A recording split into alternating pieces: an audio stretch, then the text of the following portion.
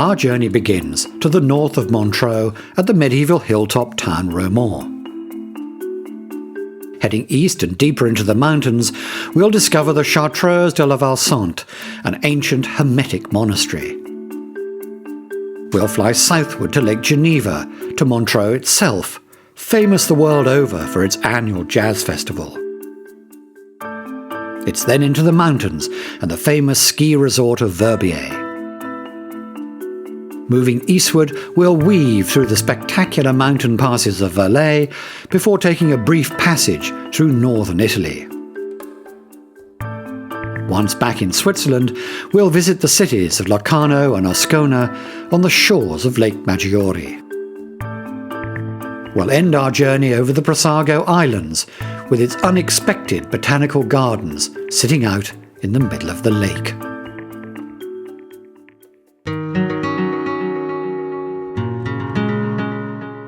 Here in the French-speaking region of Switzerland, we find the picturesque medieval town of Romont.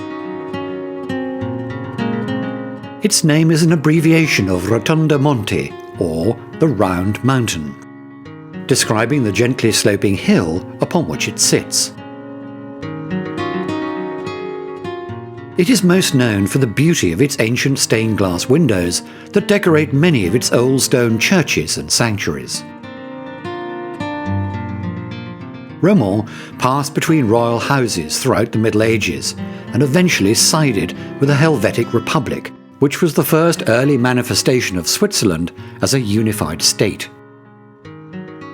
The town's well-preserved fortifications, streets and buildings are of such great historical significance that the entire town is on the Swiss inventory of heritage sites.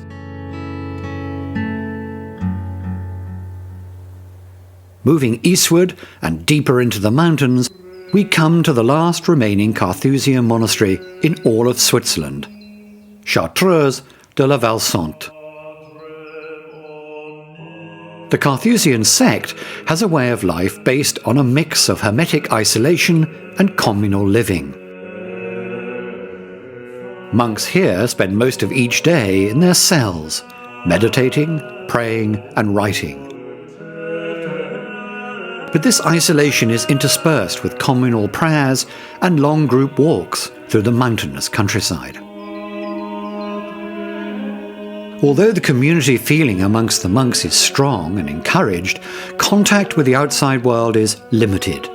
Only one visit a year from family members is permitted.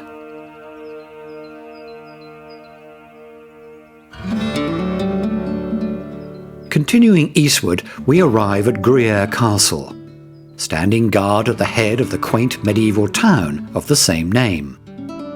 Construction began in the 11th century to protect the townsfolk in the valley below.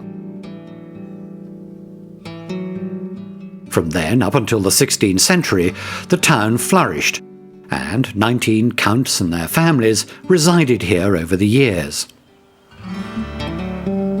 The last of these, Michel, fell into financial difficulties in 1554, after which the prominent Beauvais and Ballon royal houses restored the castle into a summer residence. In 1938, the Fribourg municipality bought it, and now, together with its gardens, opened it up to the public. The wealth of Gruyère's old town has traditionally come from agriculture, most importantly Gruyère cheese, now famous the world over. A popular tourist spot, the town has nevertheless managed to retain the bucolic, peaceful atmosphere for its 1,500 residents. But despite the town's love for the old ways of life, it has produced some very progressive characters. H.R. Giger, for instance, the famous Swiss designer who is well known for his work on the Alien movies, was born and raised here. And recently a museum which holds the largest collection of his works was established.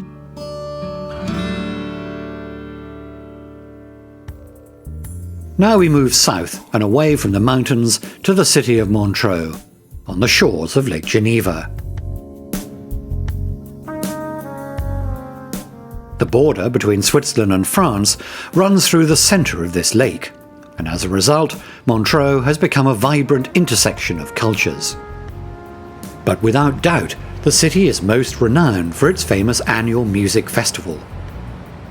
It started in the 1960s, but reached heights of new fame when Deep Purple wrote the song "Smoke on the Water," which recounts the night Frank Zappa set the casino on fire with a flare gun during a concert. These days, Montreux often receives 200,000 visitors a year and throngs of respected international artists. And leading up from the city is this funicular railway. One of the carriages descends while the other is pulled upwards, keeping the system always in balance, a very effective and energy-efficient way to gain plenty of altitude in a short amount of time. Quite important in these Swiss mountain towns. The ride takes passengers through fields of beautiful alpine flowers in the spring and provides a quick lift for recreational sledgers in the winter. As we move along the northern shore of Lake Geneva over Orte Route 9, you can see why Switzerland is famous for its spectacular mountain roads. The highway below is a perfect example of the difficult feats of engineering employed to maintain the natural aesthetic of the countryside. And perhaps more enviable than these wonderful roads is Switzerland's remarkably extensive rail network through the Alps, which runs on a highly efficient and practical schedule. Almost all services are timed so that connecting trains arrive at precise intervals. This means that passengers rarely have to wait around for a connection. And the services are so dependable, you could more or less set your watch by them. Located on the eastern shore of Lake Geneva lies the spectacular Château de Chillon. The medieval fortress began as a number of separate buildings, and over the centuries they merged, serving as a status symbol for the Savoy family who controlled them. The castle has been taken many times since, but never through sieges or bombardment. This explains why Chillon has remained beautifully intact.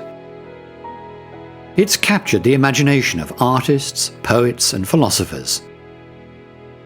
19th century poets Lord Byron and Percy Bysshe Shelley took a boat trip out on the lake to visit the famed chateau. Inspired by the story of a monk who was imprisoned here for his beliefs, Byron wrote the famous poem Prisoner of Chillon. And in more recent times, Freddie Mercury, of the group Queen, stopping for a visit here after playing at the Montreux Festival, said of the place, "This must be heaven."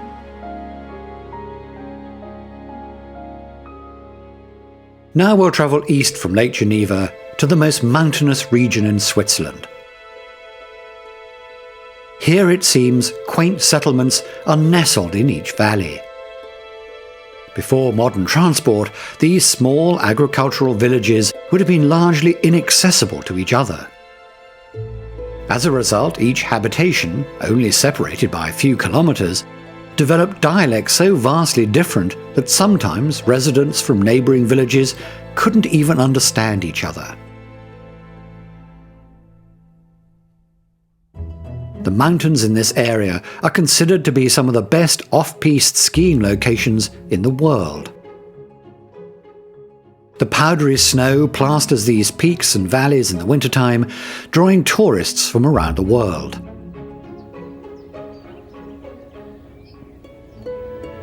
And perhaps the most popular ski resort in all of Switzerland is here in the town of Verbier. At the turn of the century, this place consisted of a few huts, and its economy revolved entirely around dairy farming and cattle rearing, like most other small villages in the region. But then, in 1925, a group of mountaineers explored the area, discovering the fabulous skiing potential here. Soon afterwards, a small commercial operation was established. The business was slow to take off. Late in the 1950s, the resort still only had 3 employees. That was quick to change in the 1970s, when a worldwide ski boom propelled this once quaint town into stardom. Now it is a major winter sports hub, with its population rising to nearly 40,000 during the season.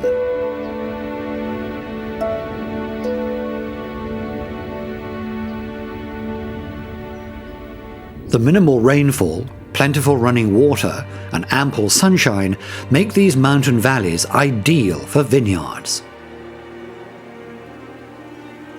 Winemaking has been a major part of Swiss agricultural life for hundreds of years, and its success is largely attributed to the sophisticated irrigation techniques developed long ago and continually refined to this day. Bieses, or water channels that run in abundance down the mountainsides, are designed to provide the grapevines with just the right amount of moisture. The waters from these valleys and mountain streams are all part of the vast Rhone River basin. All in all, Switzerland has 5% of the continent's freshwater supply, and so is often referred to as Europe's water tower. A few valleys over, we come to Sion, one of the country's oldest settlements. There's evidence that Neolithic farmers were working the land here over 6,000 years ago. It later became a busy trading post during the Roman Empire. The town is flanked by twin fortifications standing on rocky outcrops which were carved out by glaciers in the last ice age. In the foreground is the Valère Basilica, the more well-maintained and well-known of the two. This hilltop church was commissioned by the Bishop of Sion soon after the city was established as Switzerland's first Catholic diocese in the 4th century. And due to the city's close relationship with Christian Roman power, the bishops were able to wrangle almost complete sovereignty for Sion. Today, Valère Basilica is home to what is thought to be the oldest organ in the world, still in continuous use. Built in 1435. And on the opposite hill is Tourbillon Castle. Now little more than a ruin, this fortress, with its thick walls and numerous towers and battlements, was once a formidable deterrent to invading forces. Sion was attacked by the French in the 14th century, forcefully incorporated into the Helvetic Republic in the 16th century, and ransacked by various powerful families in the region over the years. It figures that Tourbillon saw its fair share of action. Despite the city's tumultuous history of warfare, the castle managed to remain intact until 1788, when it was devastated by fire. The stones were scavenged for a number of years to reinforce other buildings in the town, until finally what was left of Tourbillon was officially protected by the local government. Further west, we find one of the most breathtaking backdrops to any sport. Spread out at 1,800 metres above sea level and perched over the picturesque Rhone Valley is the Grand-Saucière golf course. The sport was played here casually since 1905, as prior to World War I, golf was almost solely the prerogative of the British gentry. As a result, the venue wasn't established in a big way until 1939, when it hosted its first European Masters tournament. About 20 years ago, the course got its second boost when Severiano Ballesteros, the famed Spanish golf star, was commissioned to redesign the grounds. Now it's considered to be one of the top courses in the world. The Valais region covers some of the most beautiful and rugged terrain in Switzerland, and has presented builders and engineers throughout the centuries with irresistible challenges, like these bridges that cross one of the countless sharp and deep ravines. The gorge has been carved out by running water over thousands of years and is now roughly 800 metres deep.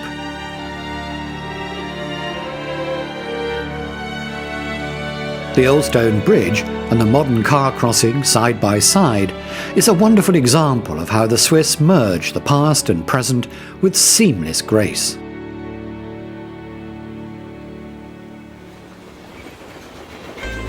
The Alps make up 65% of Switzerland, so the country's engineers had to become experts in mountain travel if they wanted to get anywhere. And tunnels are their forte. The first Swiss mountain tunnel was built in 1708, and now they're woven beneath a large portion of the Alps. Traditionally, Swiss villages were weeks of travel apart from each other and inaccessible most of the year. But now almost every isolated hamlet is no more than a day's travel by train.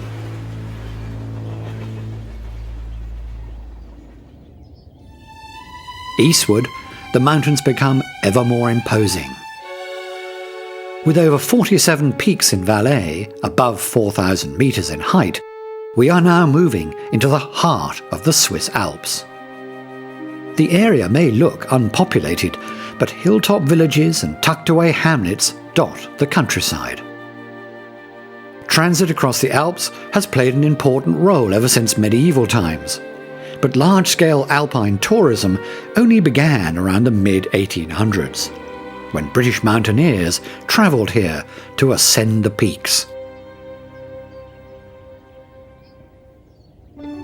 And perhaps the most popular alpine crossing point is here, the Simplon Pass. At 2,005 metres, the road offers dizzying views over the valley below. This spot has been used for centuries, with the first documented crossing by Caspar Jodoc von Stockalper in the 1600s, who carted salt up from the Mediterranean on the backs of mules. But it wasn't until Napoleon's march across Switzerland in the 19th century that the pass was significantly developed into a highly accessible thoroughfare. Napoleon's army used this crossing point to cart cannons and artillery down towards Italy.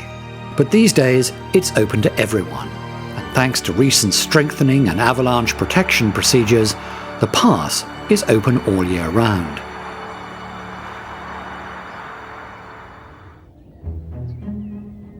Now we descend into the Simplon Valley. Italy draws closer, and the climate becomes ever more Mediterranean. And as we edge ever closer to the Swiss and Italian border, German fades away into Italian, which is the dominant language throughout this area. The villages in the Valais region are sustained largely by livestock rearing, and the fruit that's grown here make up the ingredients for their famous regional cognacs.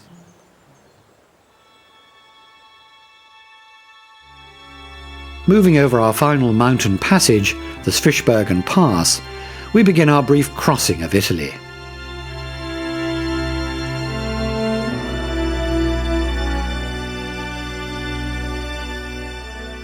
Here, human habitation appears in the most unlikely of places.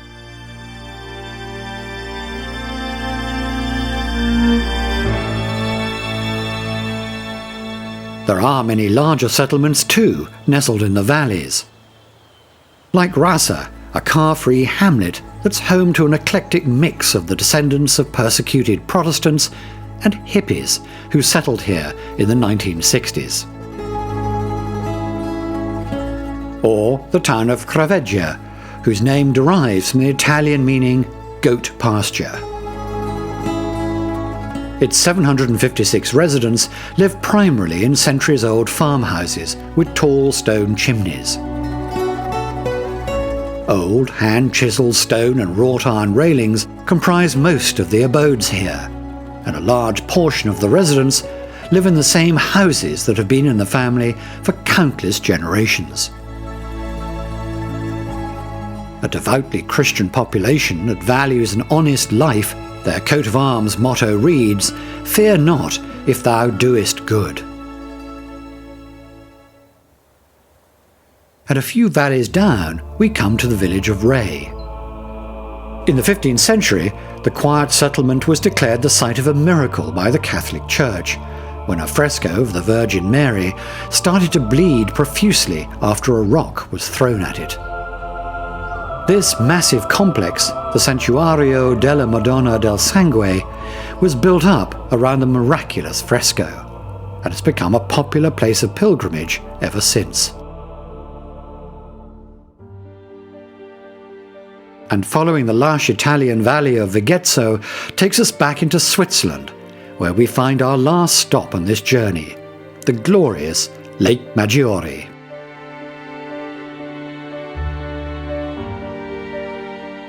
Over 60 kilometers in length, it serves part of the border between Italy and Switzerland.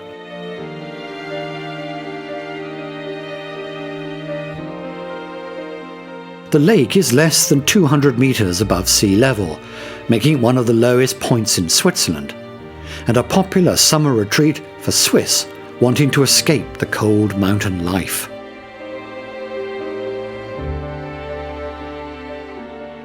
The towns and gardens sit at the foot of the majestic Swiss Alps, creating an atmosphere that has lured artists and intellectuals for hundreds of years.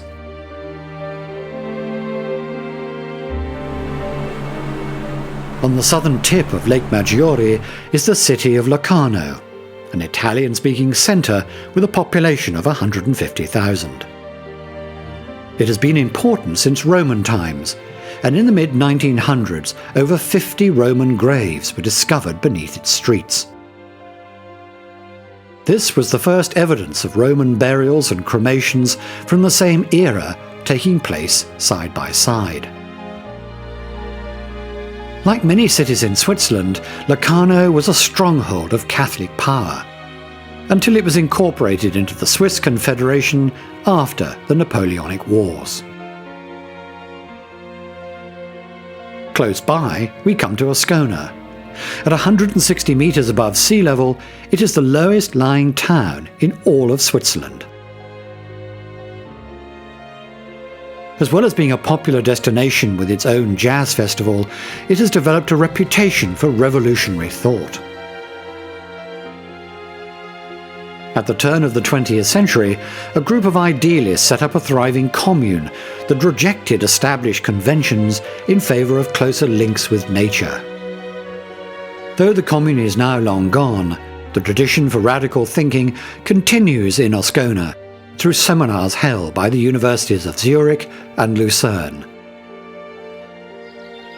And finally we venture into the heart of the lake, to the botanical gardens of the Brissago Islands.